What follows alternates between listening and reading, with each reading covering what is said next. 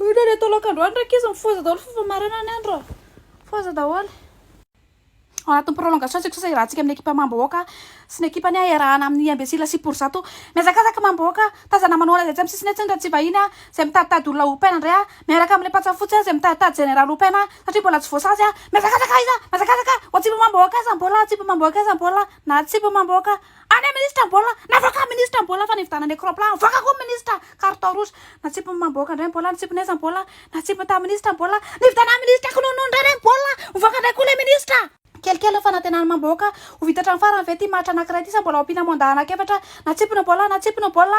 na tsipona le ministre mameny karamana any sud mbola nametrapelana le ministre vetratra tamile vidéo faniry sud ny ala ndray koa le ministre kifo mamboaka otsipezana ty bola ty mazakazaka mamboaka otsipeza mbola tasa mamboaka atsipeza mbola na tsipona tany amin'ny tantay mbola taritony tantay mbola na voaka tantay mbola lasa le tantay fa tsy maintsy mandeha tongotra relo makany andafo mitondra goela ka rehefa andeha hivoaka tsy nety mivoaka tantay voaka tantay mbola miandry tsika hoe voaka tantay sa tsy mivoaka tantay mbola mitasa mamboaka otsipeza mbola otsisy anipazana sono mbola na tsipina any amin'ny jirama mbola fahita ny jirama na tsipina any amin'ny gausa mbola fahita knaps na tsipina any amin'ny CUA mbola fahita CUA sy anipazana mbola rehetra tsy tao manondrana daholo otsipeza mbola